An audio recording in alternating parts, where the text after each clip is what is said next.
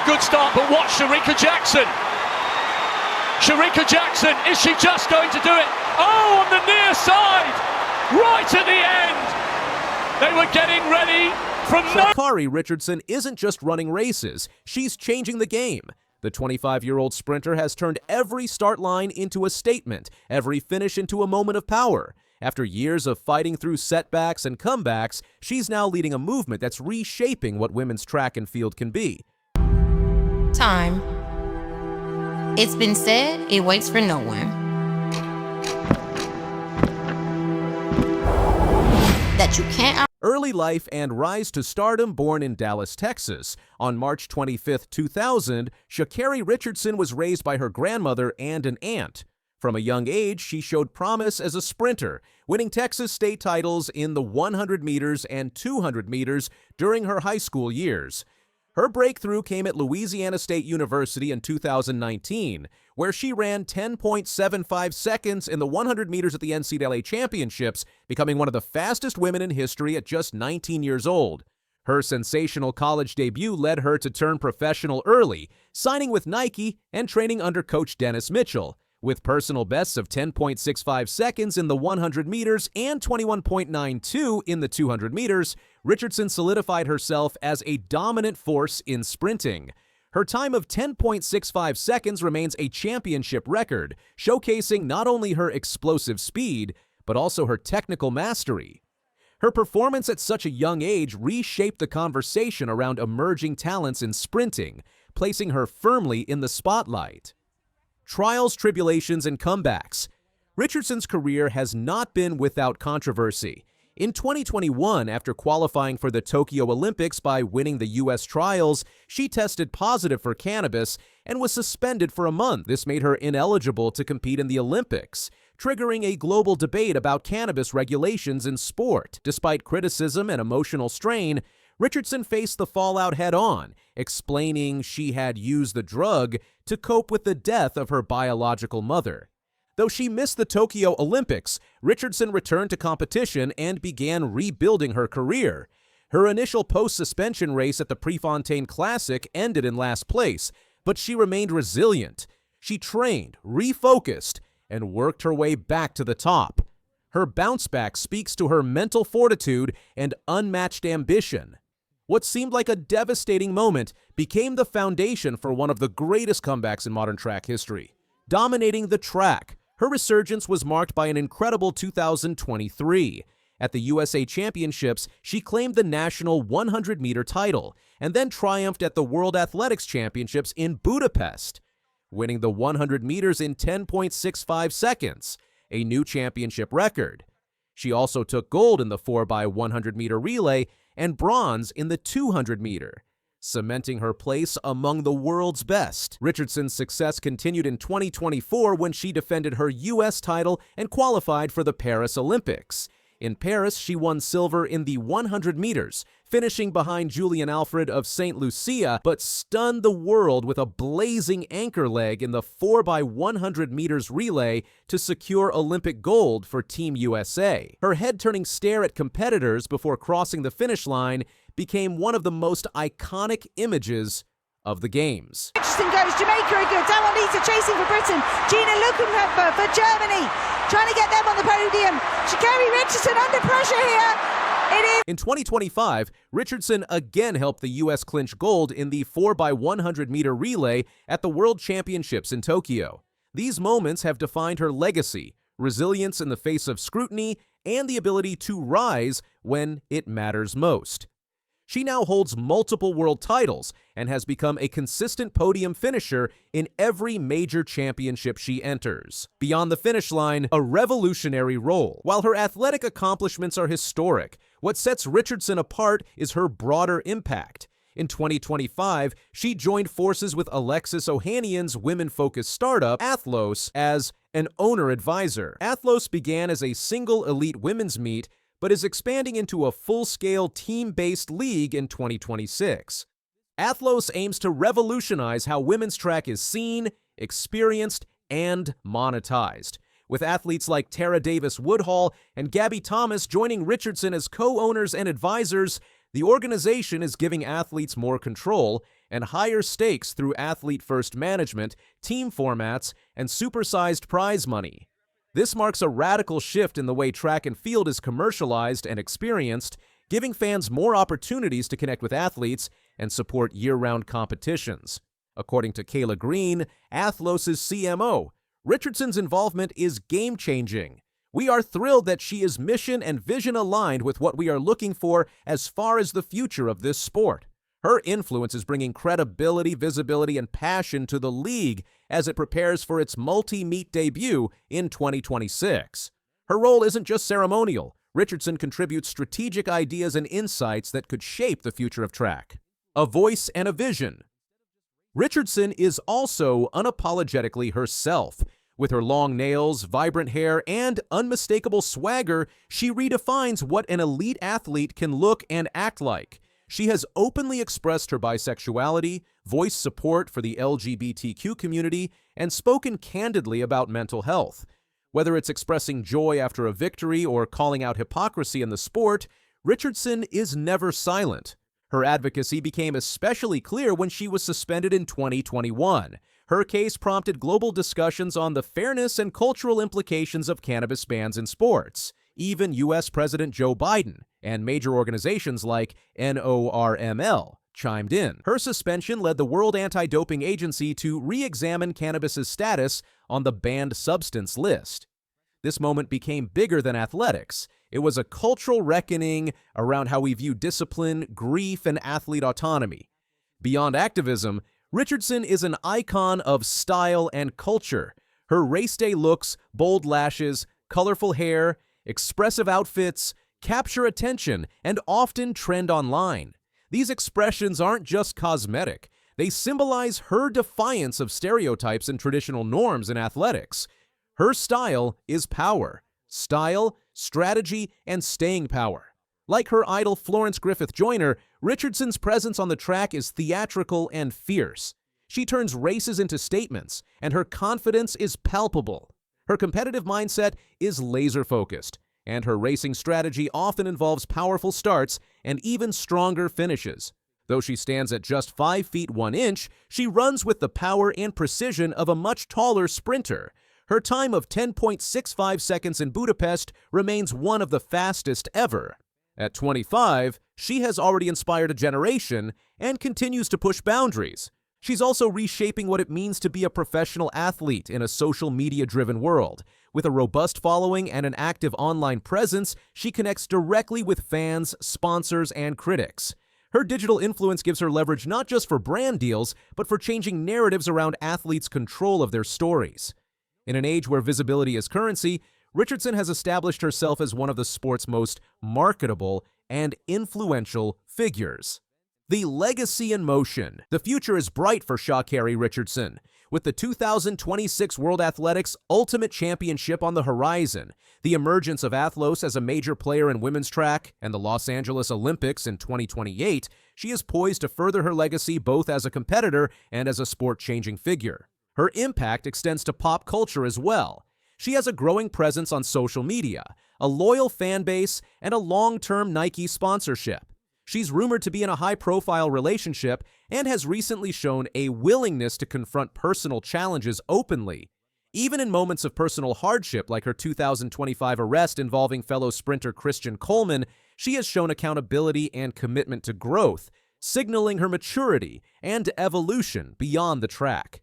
Despite setbacks, controversies, and intense scrutiny, Richardson has remained a symbol of resilience, authenticity, and evolution in athletics. Whether sprinting across the finish line, building a new league, or advocating for justice, she is running toward a future where athletes, especially women, have more power, voice, and opportunity.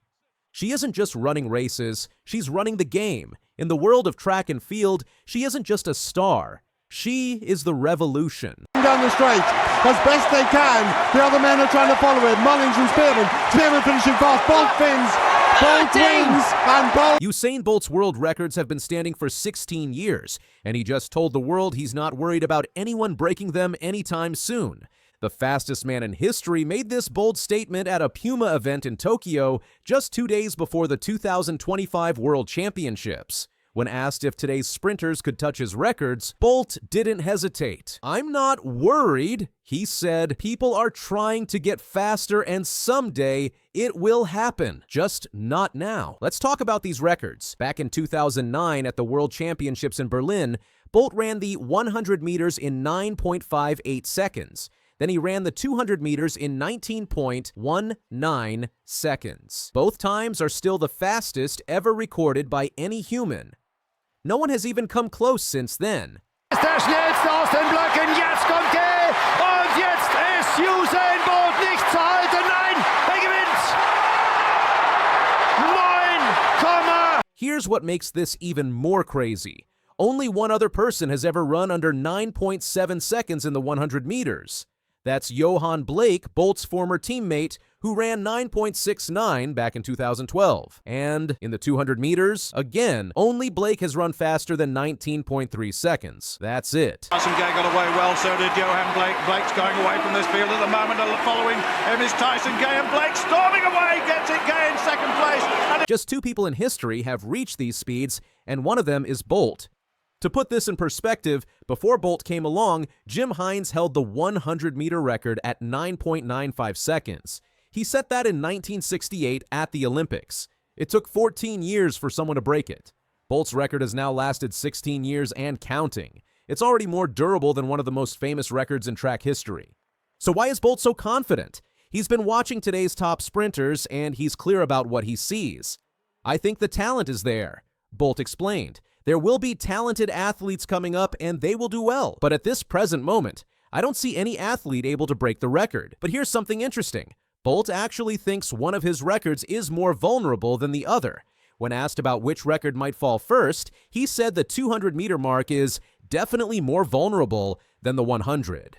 But even then, he added, that's a very, very difficult time as well. Now let's talk about technology. Today's sprinters run in special carbon-plated shoes called super spikes. These shoes didn't exist when Bolt was racing. Puma, the company that made Bolt's shoes back then, did some research. They wanted to know how fast Bolt would have run if he wore today's super spikes in Berlin. Their answer? 9.42 seconds. Think about that. That's not even close to what anyone runs today. Bolt agrees with this estimate too. "I fully agree," he said. He pointed to Shelly-Ann Fraser-Pryce, another Jamaican sprinting legend, who got faster after she started using the new spikes. "I probably would have run way faster if I'd continued," Bolt reflected. "Maybe I would have continued just to compete at that level." But Bolt retired in 2017, and since then, no Jamaican man has won a global sprint title. That's a long drought for a country known for producing the world's fastest runners. Two young Jamaican sprinters are trying to change that at these World Championships. First, there's Keishane Thompson. He's 22 years old and stands 6 feet 1 inch tall. In June, Thompson ran 9.75 seconds at the Jamaican Championships. That's the fastest time anyone has run in an entire decade. Away for the men's 100 final. Keishane Thompson coming well. Keishane Thompson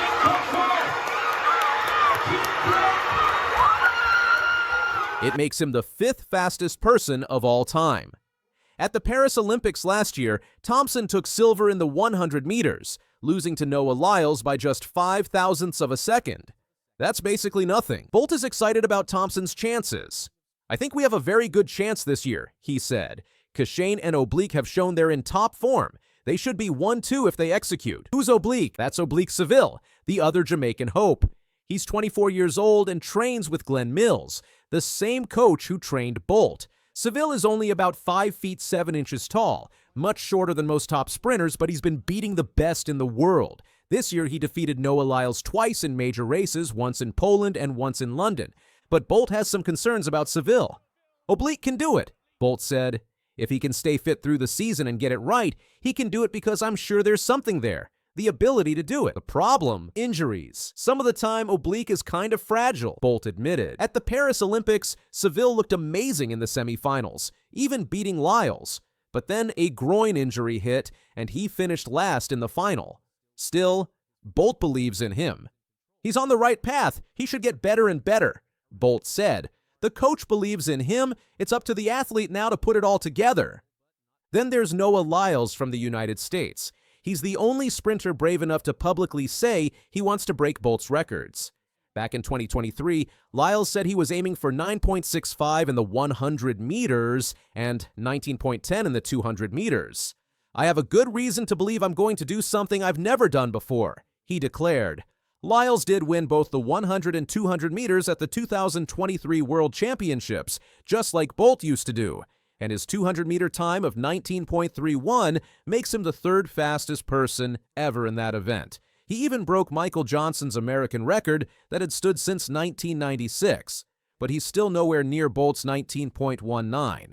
This year hasn't been perfect for Lyles either. He's been beaten by both Thompson and Seville. His best 100-meter time this season is 9.90 seconds, which is good, but not record-breaking. Bolt doesn't seem too bothered by Lyles' confidence. When asked about the Americans' trash talk, Bolt laughed it off. "I don't think Noah is as crazy as dealing with Justin Gatlin," he said, referring to his old rival. "As you know, I never listen to anybody. I know when I'm preparing and I'm ready. You can say whatever you want. You're not going to beat me." There's even a funny detail about the medal ceremony. Bolt said he'd love to present the gold medal to the winner on Sunday, but whether he actually does it might depend on who wins. If it's Lyles on top of the podium, Bolt might be busy somewhere else. Another American sprinter in the mix is Kenny Bednarek. He's 26 and just ran a career-best 9.79 seconds at the U.S. Championships. That's fast.